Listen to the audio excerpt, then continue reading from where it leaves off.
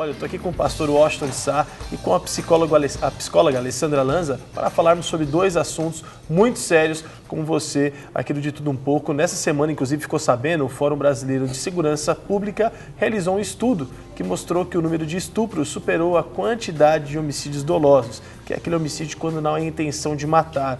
Isso foi feito, essa pesquisa no Brasil aqui em 2012. E a estatística assusta e nós queremos saber se isso é um traço da sociedade brasileira que está aflorando ou se simplesmente é uma coincidência dos números aí. Então, para isso, a gente tem a doutora Alessandra. Bem-vinda, doutora.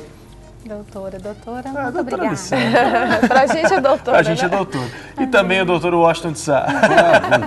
Bom dia você que tem casa doutor assistindo. E pastor. Fica ligadinho aí, ó, o programa é interessante, viu? Pra você, papai e mamãe. De imagem interessante, eu quero começar com essa pergunta.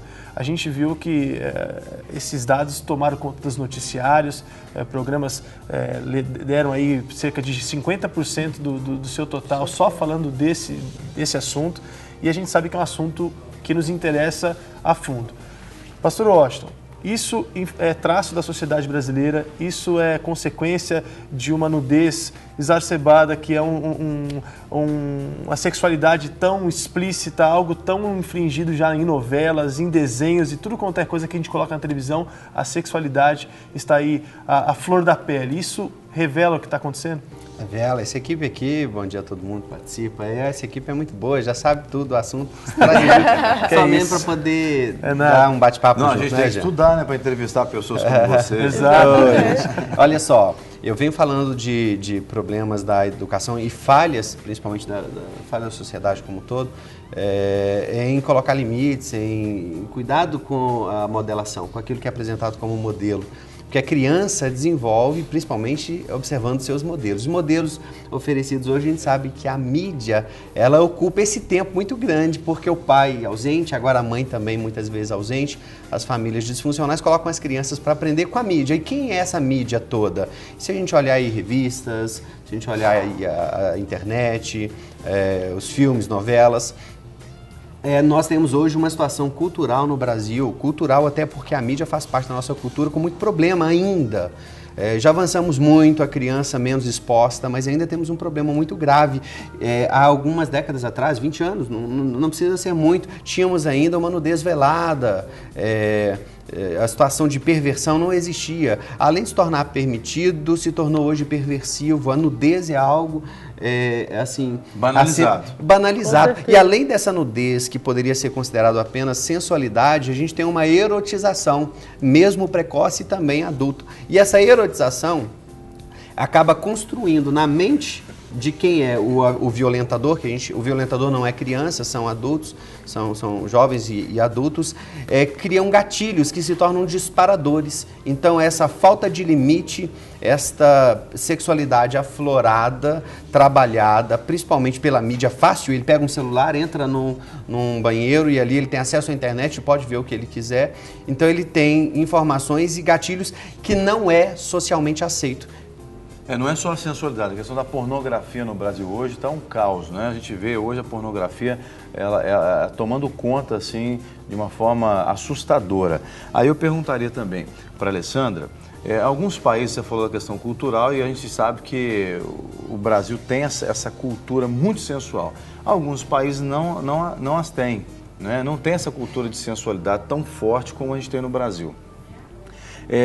Vocês acham que essa cultura de sensualidade está intrinsecamente ligada à questão da educação, à questão, por exemplo, do desenvolvimento socioeconômico ou não necessariamente? Não tenho dados específicos, o pastor Washington deve ter, mas eu não acredito que a questão seja por causa do Brasil.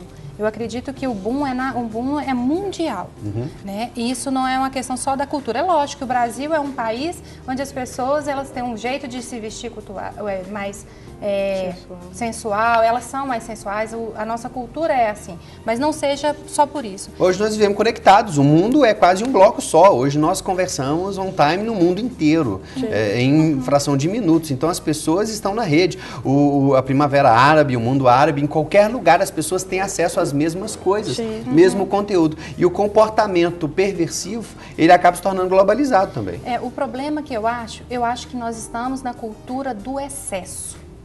né? Eu estava até falando com o pastor Washington que ontem a gente estava falando justamente da internet. Esse grande outro que existe, que esse olho que vê não é o meu olho que vê. Então eu passo de vez em quando por aquelas cenas ali e faço de conta e falo assim, mas foi sem querer. Então, na verdade, nós estamos o tempo todo olhando para coisas que não eram para ser olhadas. Sim. E as nossas crianças também.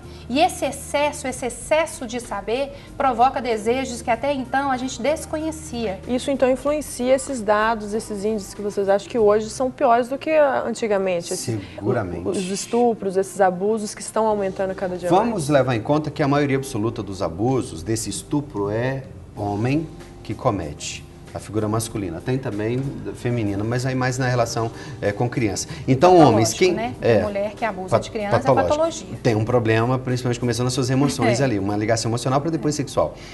Então, quem são essas pessoas? Quem são esses homens? Por que esses homens? Que cultura é essa que ele está inserido?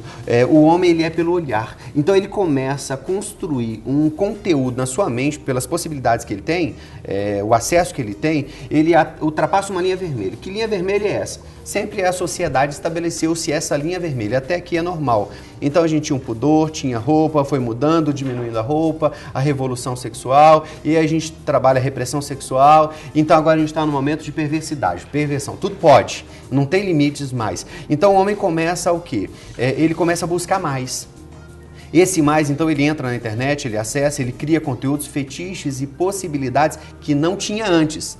E ele acaba levando isso para o dia a dia. Ele vai para o real, aquilo que ele vive no virtual. E a situação é tão preocupante que uma ONG holandesa recentemente criou uma menina virtual, se não me falha a memória, de 11 anos de idade, para identificar, 10 anos, para identificar possíveis pedófilos. Mais né? de pegaram mil pessoas. muitos Pegaram, pedófilos. Pegaram mais de tempo. mil pessoas em pouquíssimo tempo. Isso aí.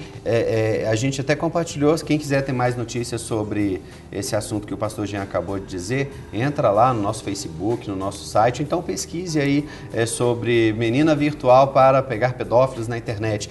E você pode olhar que é um país, a Holanda é um país assim, mais liberal. E qual é o público? Fala que o Brasil é muito violentador de crianças, mas o primeiro país com o número de pessoas dispostas a pagar para ver a criança numa situação de envolvimento sexual foi Estados Unidos, depois Reino Unido, depois Índia. Então, os Estados Unidos tinha quase o dobro do que os outros países em pessoas dispostas a pagar para ver uma criança de 10 anos na internet. Então, eu vou refazer a minha pergunta. Eu fiz a pergunta perguntando se estava atrelado à questão do desenvolvimento social e cultural. Então, eu vou mudar a pergunta se está atrelado para a questão familiar. Porque os países que você citou aí, por exemplo, têm famílias disfuncionais em maior número do que nós temos aqui no Brasil. Pelo menos, infelizmente, no Brasil isso tem crescido bastante também. Mas o Brasil ainda é um país familiar, né? O Brasil ainda é um país onde a família do pai, da mãe, dos filhos, eles estão ali tentando de várias formas sobreviver a esses ataques que a família brasileira tem sofrido em sua estrutura e de forma muito grande. Então, estaria intrinsecamente ligado à questão familiar, na opinião de vocês? Sim, por quê? Também, né, com a família. Papai e mamãe pode trazer respostas para dúvidas que as crianças apresentem do que ouviu na escola, do que viu na internet. Papai, o que é sexo? O que é masturbação? O que é isso? Mamãe, o que é? E essas respostas podem ser dadas levando em conta os filtros, de acordo com a idade, com a capacidade cognitiva da criança, ou mesmo a intenção da pergunta. Por que você quer saber isso? De onde você ouviu? Então, papai e mamãe, esse tutor, pode ser um moderador. Então, ele traz um tempero para a resposta. Só que quando não tem essa presença, quem é essa resposta? O grande mestre Google. Google, o que é sexo? E aí a criança lê. Deixa eu ver as fotos. Deixa eu ver as fotos. Eu quero ver os vídeos. Então aquilo se torna o quê? Padrão de resposta para um espelho de comportamento. Então todo mundo faz assim, só que ninguém fala? Quando é que mamãe faz com outros homens que eu não vejo? Quando é que papai faz com outros homens que eu não vejo? Quando é que fazem com animais que eu nunca vi? É escondido? Ninguém fala para ninguém. Então vamos fazer entre a gente, entre irmãos, entre familiares, aí começa o desenvolvimento da família incestuosa, o voyeurismo. Assim, as práticas das parafilias começam a ser instaladas na cabeça da criança, na memória da criança, e vai refletir no momento de explosão hormonal, na adolescência e juventude. Quer dizer, aí vai virar um adulto que possivelmente é um forte candidato a figurar as estatísticas de estupro. Isso porque eu queria que vocês traduzissem, eu sei que é muito difícil, mas os traços de um estuprador, o porquê que ele se torna estuprador.